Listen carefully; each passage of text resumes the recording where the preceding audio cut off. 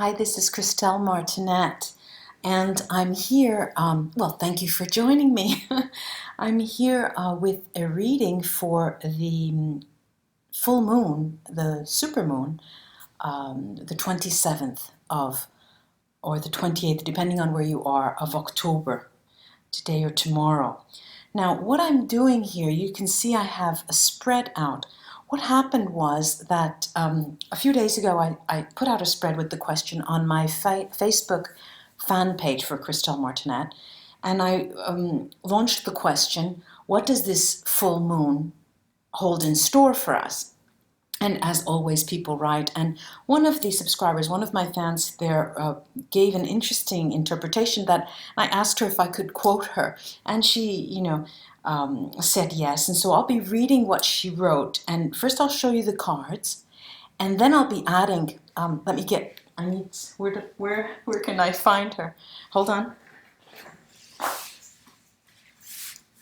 There you go. I have to find her quote. All right, first of all, there's it's 9 cards. The Knight of Cups. This is the Joanna-Gargiulo Sherman Sacred Rose Tarot. Everybody's been asking me. I usually say it. I sometimes forget. Next to that is the Page of Pentacles. Then next to that, at the top, is the Magician. Then we have this lovely Fool card under the Knight. And right in the middle, we have this 9 of Cups. Next to that is the Queen of Swords. Under the Knight and the Fool is the 2 of Cups.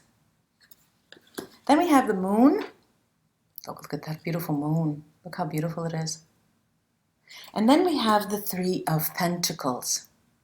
Now let me first read you what she has written.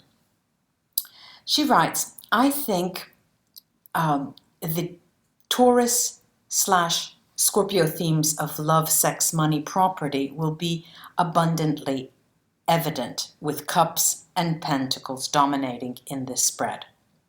It's a very emotional theme here, by the end of which I believe we will be grateful for a bit of clarity or discernment offered by the Queen of Swords.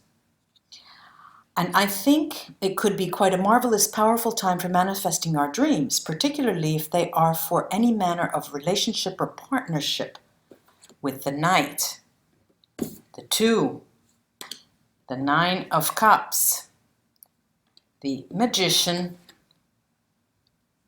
and the Moon. Okay? Now, I agree with her substantially. I see, a bit more here because it's always so difficult you don't have enough time to explain everything, to express everything. But what do we have here? We have the corners, right? These 4 corners. And we also have a cross relationship. And of course the diagonals, the knighting, the mirroring effect. And what is interesting here is that the 4 corners tell us that there's definitely spiritual magic in the air. Okay, there's definitely a reawakening of spirituality. And it's a generalized tendency. And I'm not talking about love, partnerships, but there definitely is an emphasis on partnerships here of all different kinds. Because of the Pentacles, it could be an economic partnership as well. Now, the cross relations of the cards, if the catacorner cards tells us about relationships and they speak to the growth of relationships or the beginning of relationships, these catacorner, these cross cards are giving me a story that is quite interesting because it talks of both the Page of Pentacles and the 3 of Pentacles before that, tells of something that was cyclical with the moon, and the loudest speaker in the spread is this Queen of Swords. Now, those of you who read tarot can agree with me that this could be a person or an energy, of course, but in any case, it is something that has had an influence in what is happening now. And it's my guess, I'm going to remove this, it's my guess that this Queen of Swords energy has done a mea culpa, okay? Mea culpa, because there's a return to the scene of the crime with the moon energy here. But at the same time, it's just impossible to deny that it is a beginning. I mean, there may be a return if we want to read that with this moon, but it is a beginning, a very clear beginning, and something that has a different tone, a different flavor, a different, almost as if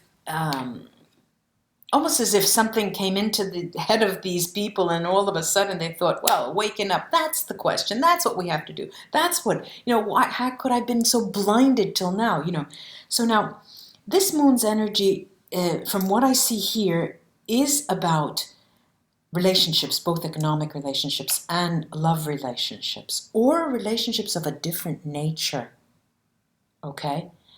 And the moon, move the cards around, and the moon does, all right, there's a tear coming down here, coming down from the moon, and it's not a full moon though, just like the moon today and tomorrow, but it is definitely a moon that is withheld by dancing, all right? They're dancing, their conversation, turning around together, conversare, moving together, dancing. There's reasoning beginning here with this moon.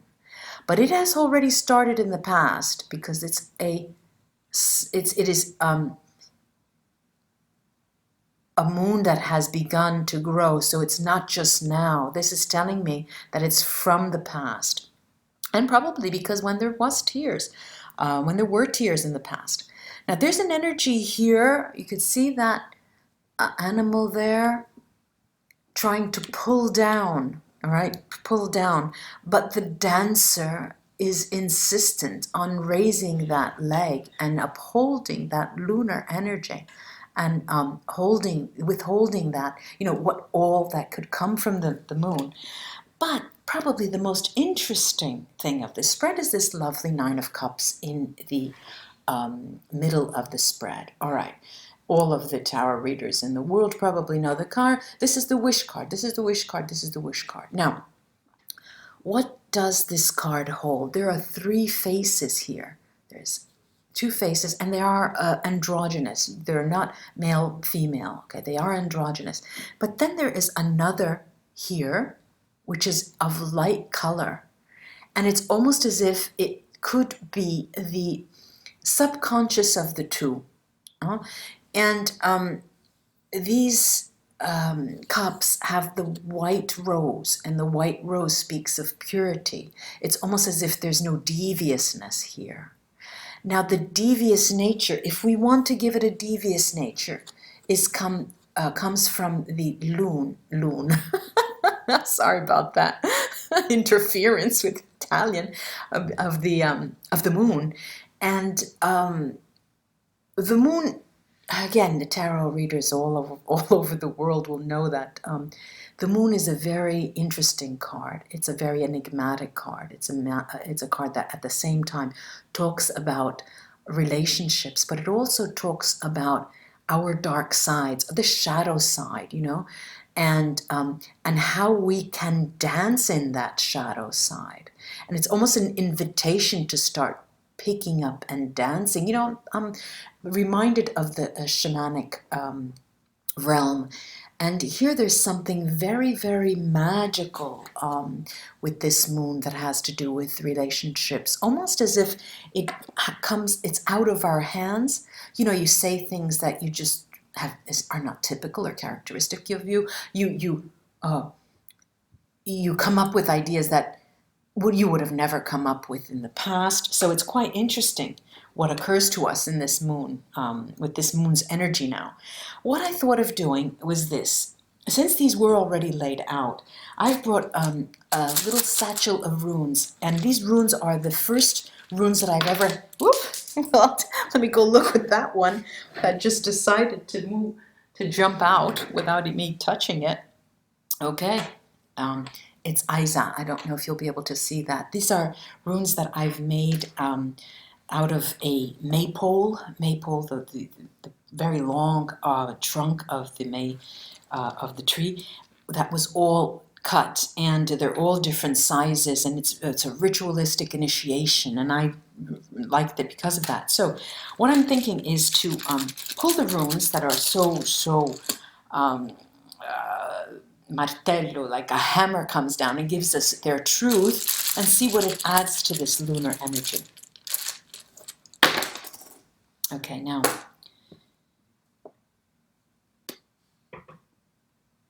and it's very interesting how they come out. All right, so we saw this Isa, and Isa is all right, everyone says it's ice, and everybody's so afraid, but it also means there's a cosmic coherence in it. It's crystal, and it's crystal clear. We have to remember what ice is. It's solidified. It's not, it's finally something that has solidified, which is very interesting, and it's crystal-like, so it's clear, transparent. Now, then I have Othel on the bottom. I have the Gifu Jebo in the middle, and the Gifu is right on top of the Nine of Cups, which is interesting, and that is some form of partnership, some form of relationship, and so it's a strengthened message for us here. Then I have this lovely rune, which is Fehu. Fehu is the rune of my eyeball, sorry, of wealth. It's like a mother rune. It's a rune of plenty. Okay, it's rune of plenty that has coming. I'm having trouble with my words today. That has come out directly on the Fool today. And the last is Ansus. All right, now what are these telling us? When you have a rune that starts out with closer to, right on the Three of Pentacles, and it talks of inherited property, and something that comes from our ancestors, what it's telling me for this relationship or partnership, if it is a partnership of economic value or a partnership of business, it has to do with goods, material goods, property. If it has to do with the relationship, a sort of amorous relationship or an emotional relationship, what I see here is something that is in both of the people's lives, or the people who are involved, but that has put a mark on them that will be coming up in some format, which is quite interesting. Something that was probably hidden and then maybe emerging. Then we have the Jifu, as I said before, a J-boy in the middle, and this rune of plenty, the Fehu, which of course talks about wealth, and it augurs well being on the Fool. It's something that needs to be brought together as a relationship. If there's wealth there, if you don't spend your money, I'll give you this as a story. You have a lot of wealth. You die tomorrow, what good is it? Okay? So on the Fool, this is telling us, start using it. Start using your wealth of emotions, wealth of your past, your wealth of anything that you have. Use it, exchange it, and share it. Then there's this Ansus, which talks again. Well, it's an oral rune, okay, it talks, it actually speaks, and it's telling us to speak. But it also does call on our ancestors. Now, what I'm seeing here is that both in partnerships concerning business and in partnerships concerning romance or emotions, there will be something brought on the plate that has to do with your past experiences, your past lives experiences above all, and something from this life as well that you have experienced that you cannot forget, but that needs to be brought into a relationship, and with Feo, bring the wealth of that relationship and make it flourish, make it work for you. Ladies and gentlemen, I hope this was of help. Very interesting spread with the Isa rune that came out on, just jumped out to tell us it's crystal clear. There's no hiding, it's solidified. It's very, very interesting for me as a reader to see this type of message come out with both the runes, which are an extremely powerful divination tool, and the tarot as well. I do hope that this is of help for you, and to enjoy this this moon's energy, the super moon, the last of 2015 in Taurus. And until we read again, I'll be coming up with more more readings in these upcoming days. Bye-bye, and it was a pleasure to be with you. Namaste, my friends.